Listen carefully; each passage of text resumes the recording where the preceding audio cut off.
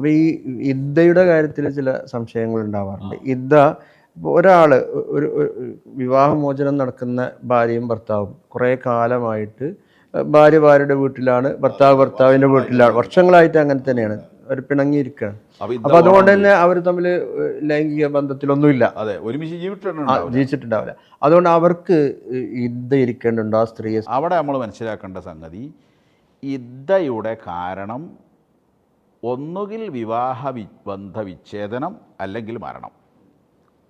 എപ്പോഴാണ് തലാക്ക് നടന്നത്, ഖുല് നടന്നത്, അപ്പോൾ മുതലാണ് ഇദ്ദ. അപ്പോൾ ഇദ്ദയുടെ കാരണം അതാണ്.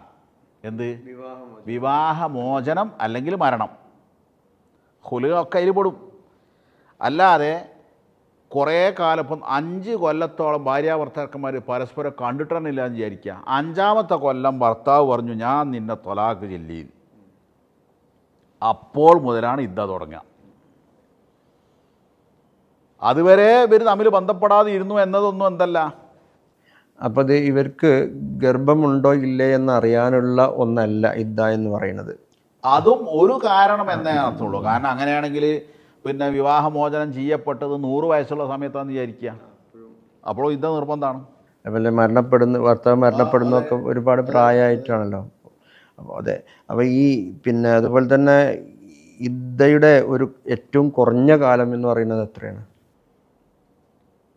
സലാസത്തു ഖുറൂ എന്നാണ്.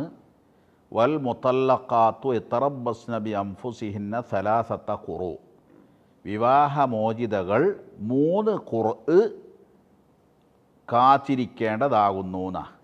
ഖുർഅ് എന്ന് പറഞ്ഞാൽ ആർത്തവത്തിനും പറയാറുണ്ട്, ശുദ്ധിക്കും പറയാറുണ്ട്.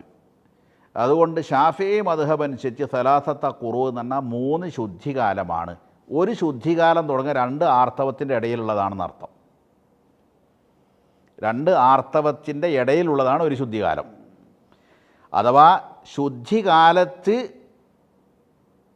വിവാഹമോചനം ചെയ്യപ്പെട്ടു, പിന്നീട് വരുന്ന ആർത്തവമല്ല, പിന്നീട് വരുന്ന ആർത്തവത്തിൻ്റെ ശേഷമുള്ള ശുദ്ധികാലമാണ് 1. അങ്ങനെ 3 ശുദ്ധികാലമാണ് ഷാഫി മദ്ഹബ് അനുസരിച്ച്. ഹനഫി മദ്ഹബ് അനുസരിച്ച് 3 ആർത്തവകാലം. ഇതാണ് ഏറ്റവും കുറഞ്ഞ പീരീഡ്. പിന്നെ ഏറ്റവും കുറയൽ എങ്ങനെയാണെന്ന് വെച്ചാൽ, ഗർഭിണിയാണെങ്കിൽ വ ഉലാത്തുൽ അഹ്മാലി അജലുഹുന്ന അയ്യളഅന ഹംലഹുന്ന. ഗർഭിണികളാണെങ്കിൽ അവരുടെ യുദ്ധകാലം പ്രസവിക്കുന്നത് വരെയാണ്. അപ്പോൾ ഇന്നലെ ഒരു ഭാര്യ വിവാഹമോചനം ചെയ്യപ്പെട്ടു, ഇന്ന് അവൾ പ്രസവിച്ചാൽ അവളെ യുദ്ധകാലം കഴിഞ്ഞു. അപ്പോൾ അതാണ് ഏറ്റവും കുറഞ്ഞ യുദ്ധകാലം. ഏറ്റവും കൂടിയത്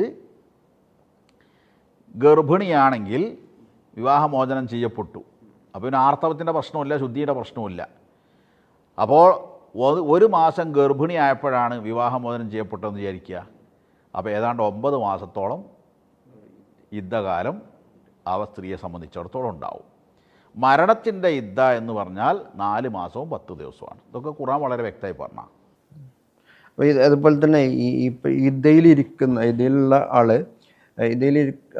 ആളെ സംബന്ധിച്ചിടത്തോളം അവർക്ക് നേരത്തെ പറഞ്ഞ പോലെ കുറേ വിട്ടു നിന്നവരാണ്, വീട്ടിൽ പരസ്പരം കണ്ടിട്ടേ ഇല്ല കുറേ കാലമായിട്ട്.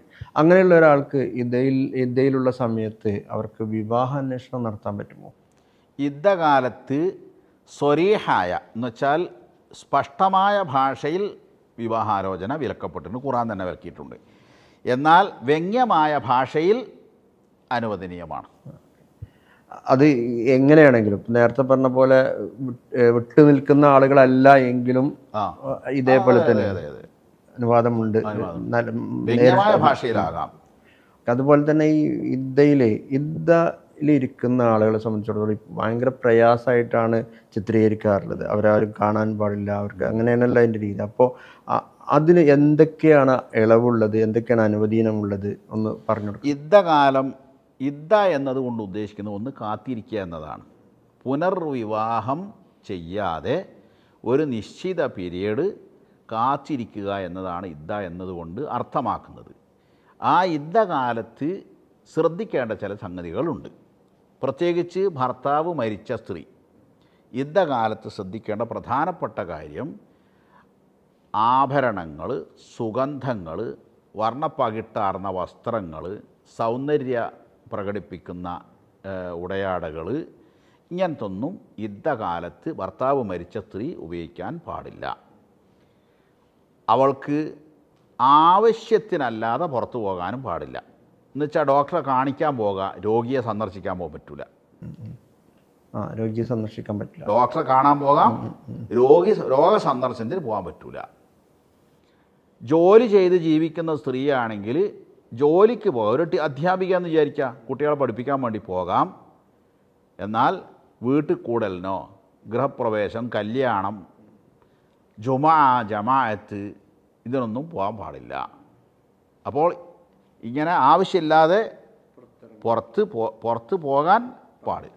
ഇനി പകലിങ്ങനെ ഒറ്റയ്ക്ക് ഇരുന്നിട്ട് ഒരു പ്രയാസം തോന്നുകയാണെങ്കിൽ അവർക്ക് എന്ത് ചെയ്യാം, പകൽ വേളകളിൽ അയൽവക്കത്തോ ഇനി അങ്ങനെ പോയി അവിടെ അവരോട് സംസാരിച്ചിരിക്കുകയൊക്കെ ചെയ്യാം. രാത്രിയാകുമ്പം ഭർത്താവ് മരിച്ച വീട്ടിലേക്ക് തന്നെ വന്ന് രാത്രി അവിടെ ഉറങ്ങണം.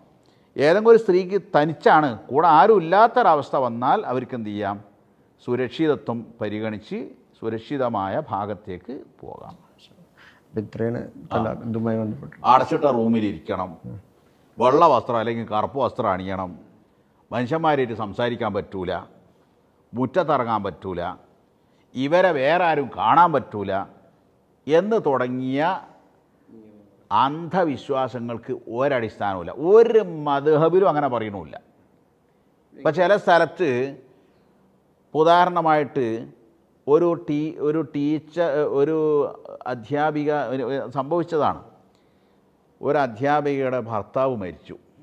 കൂടെയുള്ള സ്റ്റാഫൊക്കെ കാണാൻ വന്നു. ഇതിനെ സമാശ്വസിപ്പിക്കാനല്ലേ വരുന്നത്.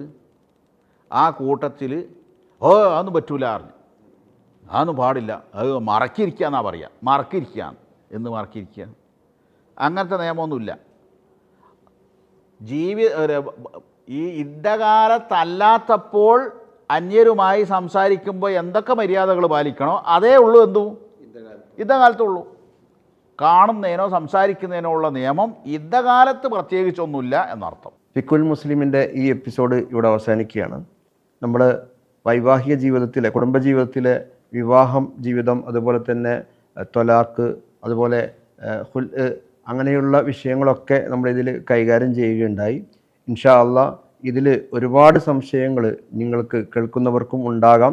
അതൊക്കെ നിങ്ങളുടെ കമൻറ്റ് ബോക്സിൽ രേഖപ്പെടുത്തുകയാണെങ്കിൽ ഇൻഷാ അള്ളാഹ് അടുത്ത എപ്പിസോഡുകളിൽ അതിനെക്കുറിച്ച് നമുക്ക് സംസാരിക്കാവുന്നതാണ്. ഈ എപ്പിസോഡ് ഇവിടെ അവസാനിപ്പിക്കുകയാണ്. അസ്സലാമു അലൈക്കും വറഹ്മത്തുള്ളാഹി വബറകാതുഹു.